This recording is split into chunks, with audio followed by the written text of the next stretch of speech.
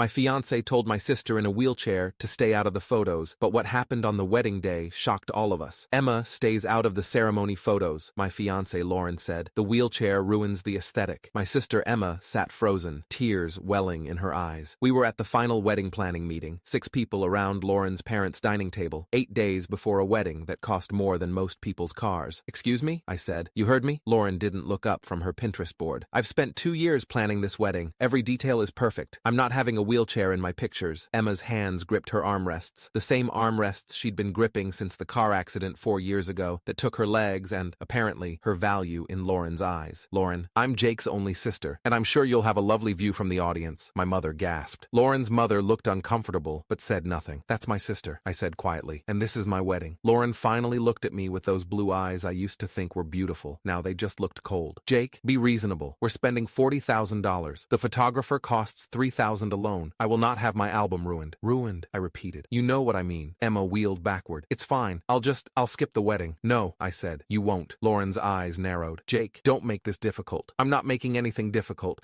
I'm telling you my sister will be in the wedding photos. Then maybe we need to rethink this entire wedding. The room went silent. Even the grandfather clock in the corner seemed to stop ticking. Maybe we do, I said. Lauren laughed. Actually laughed. You're not serious. You're going to throw away 2 years over one photo? You're throwing away a marriage over my sister's wheelchair. God, you're so dramatic. She waved her hand dismissively like she was swatting away a mosquito. Fine, she can be in some photos, the family ones, but not the romantic couple shots, and not the bridal party. Lauren, that's my final offer. I looked at Emma. She was crying silently, trying to hide it behind her hand the way she'd done since we were kids and our father used to yell. Okay, I said. I accept your offer. Lauren smiled triumphantly. Good. Now about the centerpieces. I accept that this wedding is off. Her smile froze. What? We're done. The wedding is canceled. Jake, don't be ridiculous. I'm going home. Emma, let's go. Lauren's mother finally spoke. Jake, let's all calm down. I am calm, I said. Calmest I've been in months, actually. You're making a huge mistake, Lauren said, her voice rising. No, I made a mistake 2 years ago. I'm fixing it now. I stood. Emma wheeled toward the door. Jake, Lauren shouted. If you walk out that door, we're done. I know, but I didn't leave. Not yet. Because 3 weeks ago, something happened that changed everything. Let me back up, because you need to understand how I got here. How I almost married someone who looked at my sister and saw a defect instead of a person. I met Lauren 2.5 years ago at a tech conference in San Francisco. I'm a software engineer at a startup. She worked in marketing at a Fortune 500 company. She was beautiful, confident, ambitious. She knew exactly what she wanted and went after it. At first, I thought that was attractive. Drive, vision, purpose. I didn't realize until much later that what I mistook for ambition was actually control. Emma and Lauren met 3 months into our relationship. Emma was 26 then, still adjusting to life in a wheelchair after the accident. She'd been a dancer before, contemporary, modern, the kind that tells stories with your body. The drunk driver who ran a red light on Highway 101 took that away from her in 3 seconds. Lauren was polite to Emma, friendly even, asked about her physical therapy, complimented her jewelry, all the right things, but I noticed small moments. The way Lauren would position herself when we took photos so Emma's wheelchair wasn't visible, the way she'd suggest restaurants with better ambiance that happened to have stairs, the way she'd talk about our future, travel, adventure, hiking in Patagonia, without ever acknowledging that Emma was part of my life. I told myself I was being paranoid. Lauren was just particular, detail-oriented. It was what made her good at her job. When I proposed, on a cliff overlooking Big Sur, sunset, the whole cinematic production, Emma was the first person I called. I'm so happy for you, she said, but I heard something in her voice, a hesitation. What's wrong? I asked. Nothing. Jake, are you sure? Sure about what? That she loves all of you, not just the parts that fit her aesthetic. I laughed it off.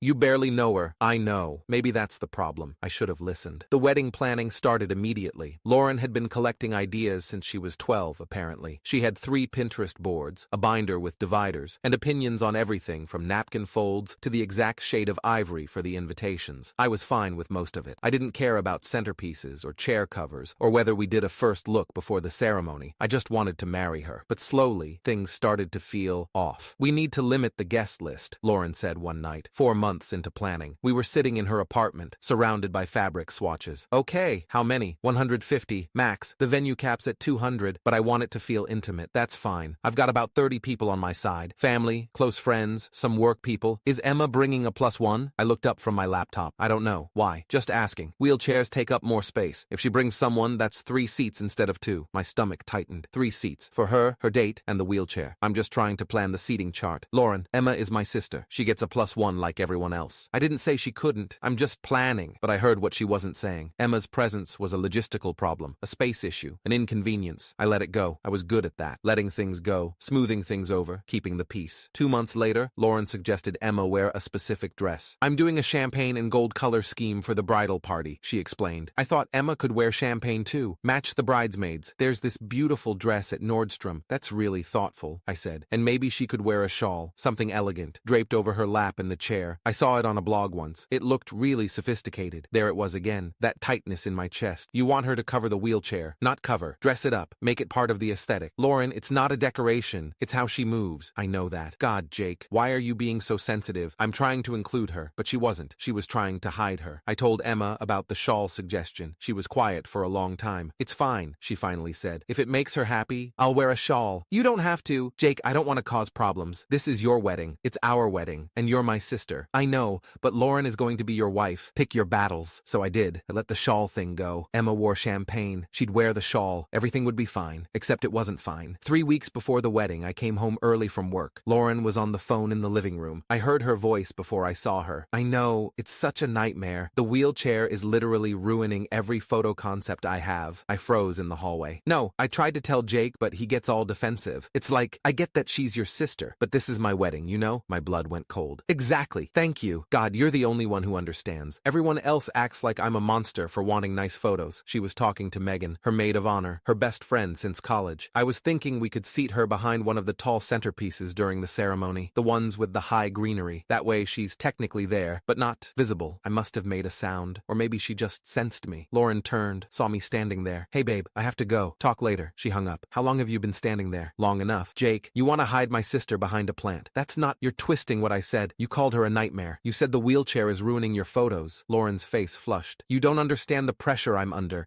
This wedding has to be perfect. My mother's friends are coming. My boss is coming. People from my firm. Everything has to look what? Able-bodied? Professional. Put together. Like we have our shit together. And Emma doesn't fit that image. Lauren's silence was answer enough. I walked to the bedroom, started throwing clothes into a duffel bag. What are you doing? Lauren asked from the doorway. I'm staying at Emma's for a few days. Jake, you're overreacting. Am I? Because it sounds like my fiancée is embarrassed of my disabled sister. Sounds like she wants to hide her. Sounds like she thinks Emma's presence will ruin her perfect aesthetic. I never said that. You said the wheelchair is ruining your photos. What's the difference? I zipped the bag and pushed past her. Jake, wait. Can we please just talk about this? I stopped at the door. What's there to talk about? You made it clear how you feel. I love you. You know that. Do you love Emma? She hesitated. Just half a second. But it was enough. I left. I spent that night at Emma's apartment. She was still up, working on her laptop. She did graphic design from home now, freelance, building a new life after the accident took the old one. What happened? She asked when she saw my face. I told her everything. The phone call, the plant comment, all of it. Emma was quiet for a long time. Then she said, Jake, you don't have to cancel your wedding over me. This isn't about you. It's about her, about who she really is. Maybe she's just stressed. Weddings make people crazy. Stress doesn't make you hide people. Stress doesn't make you see wheelchairs as aesthetic problems. Emma rolled closer. What are you going to do? I don't know, but I can't marry someone who looks at you and sees a decoration error. That night, I couldn't sleep. I kept replaying Lauren's words, the casual cruelty of it, the ease with which she'd suggested hiding my sister,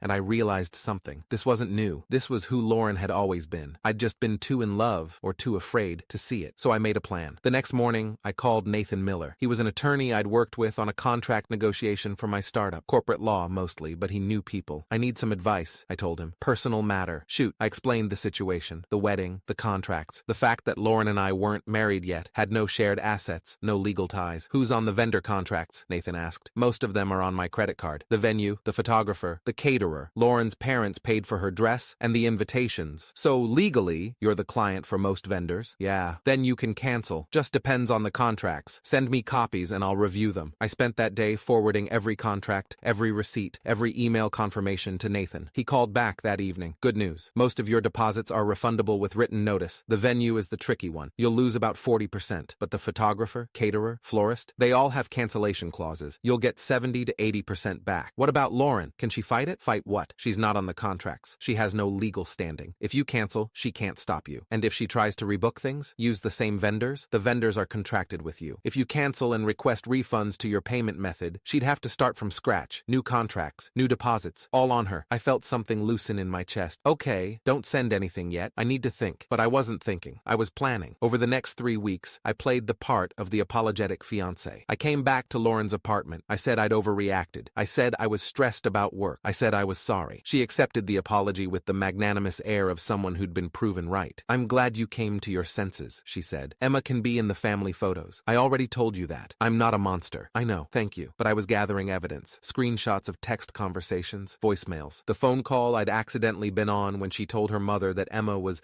bringing down the vibe of the whole wedding. I wasn't planning to use them, not publicly, but I wanted leverage, just in case. Meanwhile, I quietly did 3 things. First, I called every vendor, verified that my name and credit card were the primary on file, made sure Lauren couldn't make changes without my approval. Second, I drafted cancellation emails, professional, polite, ready to send with one click. Third, I prepared a message to all 150 wedding guests, explaining in detail why the wedding was canceled, including quotes, evidence, Lauren's own words about Emma. I saved it as a draft, just in case, because I wanted to believe she'd change, that she'd wake up one morning and realize what she was doing. That love would be enough to make her see Emma as a person, not a problem. But then came the final planning meeting, and she said those words. Emma stays out of the ceremony photos. The wheelchair ruins the aesthetic. And I knew she wasn't going to change. This was who she was. And if I married her, I'd spend the rest of my life watching her erase the people I loved to protect her perfect image. So I made my choice. I'm sending this now, I said, standing in Lauren's parents' dining room. Sending what? Lauren demanded. I pulled out my phone, opened my email, hit send on the message I'd drafted weeks ago. To all wedding vendors, the wedding scheduled for June 15th is canceled effective immediately. All deposits are to be refunded to the original payment source, my accounts. Do not release any funds to Lauren Mitchell. Lauren's face went white. You can't. I already did. Check your email. She grabbed her phone, started scrolling frantically. I watched her face cycle through disbelief, rage, panic. The venue, the caterer, the photographer, they're all copied, I continued. $26,000 in deposits, all coming back to me. That's my wedding, Lauren screamed. No, it was our wedding. Now it's nothing. My parents paid for things. Your parents paid for your dress and the invitations. $3,000 total. Everything else was mine. Lauren's mother looked like she might faint. Her father, silent until now, stood up. Jake, this is extreme. Is it? Your daughter just told my sister that her wheelchair ruins the aesthetic, that she can't be in photos at her own brother's wedding. How would you feel if someone said that about your daughter? He had no answer. You planned this, Lauren whispered, staring at me like she was seeing me for the first time. You've been planning this for 3 weeks since I heard you call my sister the wheelchair problem. Emma stared at me. Jake, you didn't have to. Yes, I did. My phone started buzzing. Confirmation emails from vendors, refund processing notifications, the systematic dismantling of Lauren's perfect wedding happening in real time. Lauren's face twisted with rage and something else, fear. You'll never find anyone better than me. I'm not looking for better. I'm looking for decent. I headed for the door. Emma followed. Wait, Lauren's voice cracked. We can fix this. I'll apologize. Emma can be in all the photos. Please, Jake, I'll do anything. I stopped, turned. Lauren, if you'd said that 3 weeks ago, we'd be getting married in 8 days. But you didn't. You doubled down. You made my sister cry 3 times during planning meetings. You suggested she wear a shawl to cover the chair.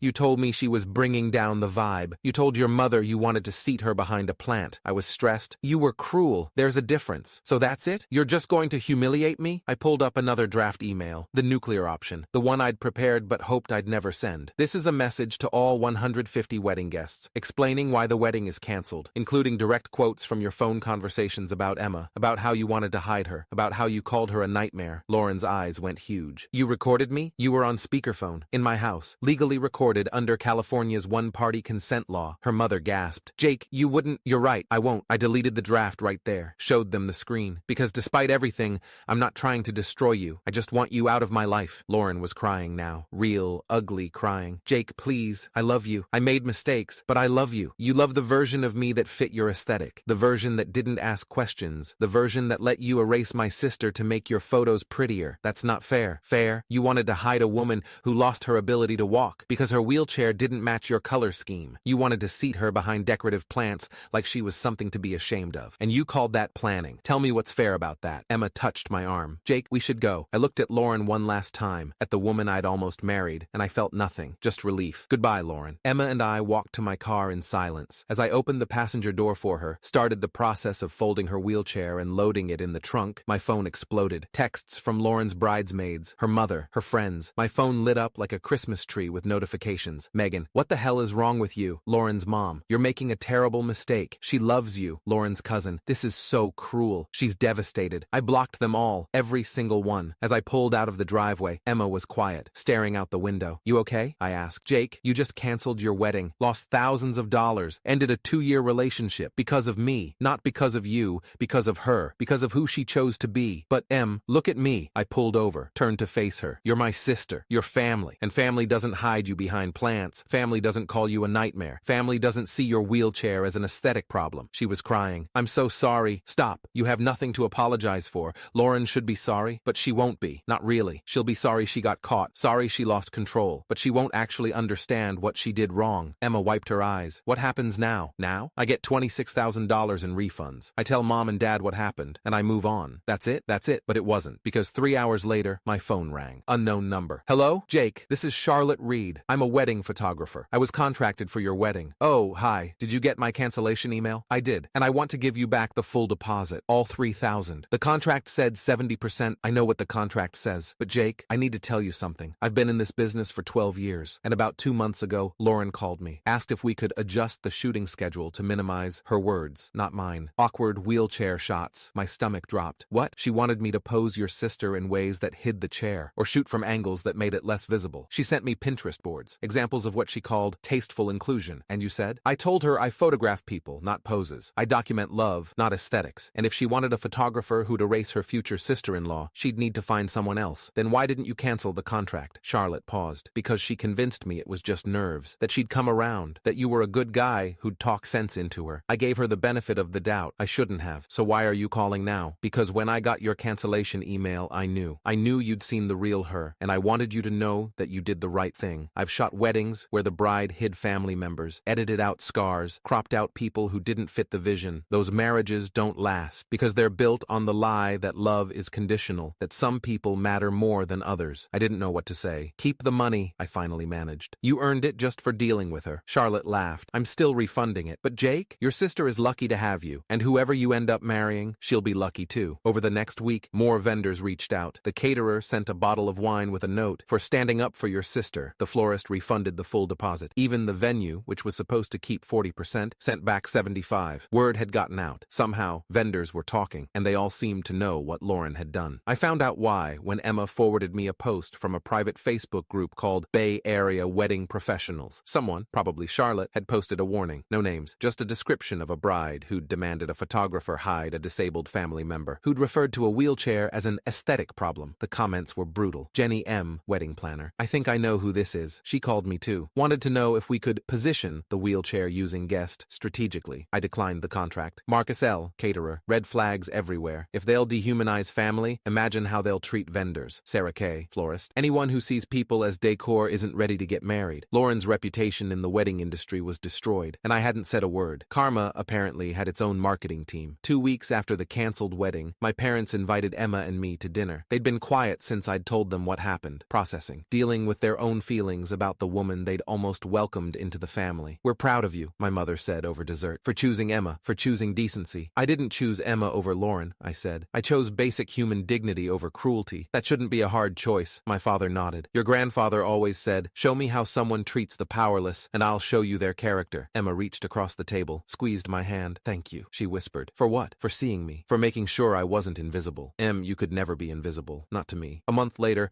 I got one final message from Lauren. A long, rambling email sent at 2 a.m. It started with apologies. How she'd been wrong. How she'd been terrible. How she'd realized too late what really mattered. But then, halfway through, it shifted. Blame crept in. Justifications. The stress of planning. The pressure from her family. The expectations from her firm. The impossible standards society placed on weddings. And I realized she still didn't get it. She was sorry she'd lost me. Sorry her wedding was canceled. Sorry her reputation was damaged. But she wasn't sorry for what she'd done to Emma. Not really. Because in Lauren's world, Emma was still a problem. Just one that Lauren had mismanaged. I deleted the email, blocked her address, moved on.